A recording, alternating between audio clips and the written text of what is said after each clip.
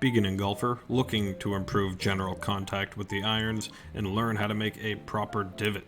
So those are certainly correlated, and it does look like you are stuck behind this ball trying to scoop it up into the air. So in two pieces, I think we're going to work on the technique of what you're doing with your swing, and secondly, work on the mentality or understanding of what it takes for that club to actually physically make a divot. So first, we'll get into what we would like to start with, which is your setup and posture, which has too much knee flex and bend from the waist right now. Try to start by reducing the knee flex and bend from the waist. Just feel like you're overall much taller in the start. Because when that's the case, the toe is currently up off the ground.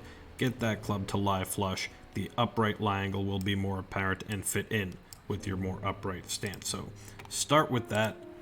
Check your grip in the right hand. Try to get it more in the fingers and let that right hand rotate over the top of that grip a bit more.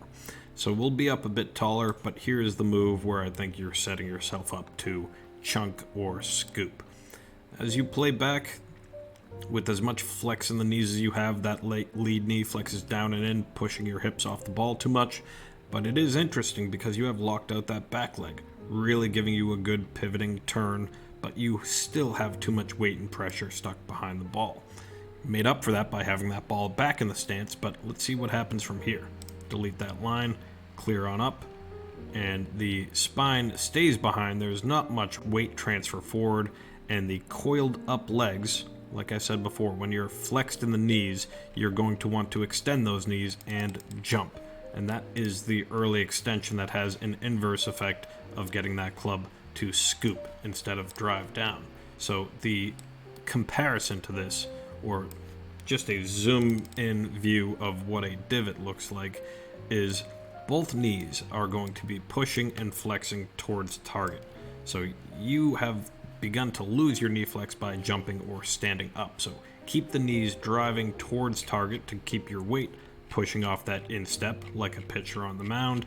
And then your key is going to be to try to maintain that same shaft angle matching where your knee flex is pointed as well. So you see the symmetry going on there, as well as a club that from the understanding point strikes the ball before the ground and then will continue to descend into the ground afterwards. Now that's common knowledge for a lot of experienced golfers, but maybe picking up a thing or two where if you continue to strike down and accelerate through the ball, you've not lost much speed here, but look at how deep into that turf the club has gotten, to a point where it literally bows that shaft down, stops the club from moving, shakes that club face all over the place, and makes you wonder, how did that ball end up anywhere near the target? Well, because for that millisecond of impact, things were square and there was no friction or loss of energy. So you need to try to trap that ball by getting forward, getting your weight and knees to try to drive towards the target, and then trust that you can continue to drive that club downward and make it dirty. Don't try to get that club to be too clean or help the ball up into the air. It is this angle of loft that's going to ultimately dictate how high that ball is going to go and how much spin that occurs. So nice example here of how dynamic angle of attack or strike down affects the static loft of the club. So again, rambling on, I'm pretty good at just losing control of what I'm talking about. So let's back up to you over here. We know that you've got to get your weight more forward and stand up in your posture, but let's get a path line just to see what's going on with the direction of your swing as well. So the takeaway is extremely inside with that body rotation working. Your wrists have kept the club face too far shut, as it's probably 45 degrees closed here.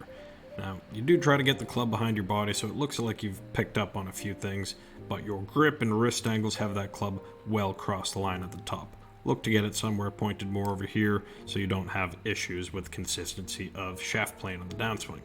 Club, again, is stuck, I'd say, just well too far to the inside. Another reason why you have to stand up and try to jump out of these shots here too. So the stand-up is late, the jump doesn't happen, and you strike the ground a bit early. Getting weight forward in front of the ball will really help a lot of these things. Driver, I would keep away for now until you can really get a good understanding of how to hit your irons, but it is more inclined on the plane. Posture changes still apply. You've shortened your swing, which is interesting. I'd rather let you be a bit more loose with your angles and wrist up at the top. And then as you drop that club back down, again, trying to just stand up and get out of your own way. Club face being so far closed means you're trying to hold on to it and chicken wing on the way through. So there's more detail than you can handle in this video. I'd like you to go back to the beginning, start over just with that iron setup, work on your setup stance posture, and then work on driving your knees to get more forward and have a chance to try to hit down on the back of the ball, at least with your wedges. Good luck, sendaswing.com.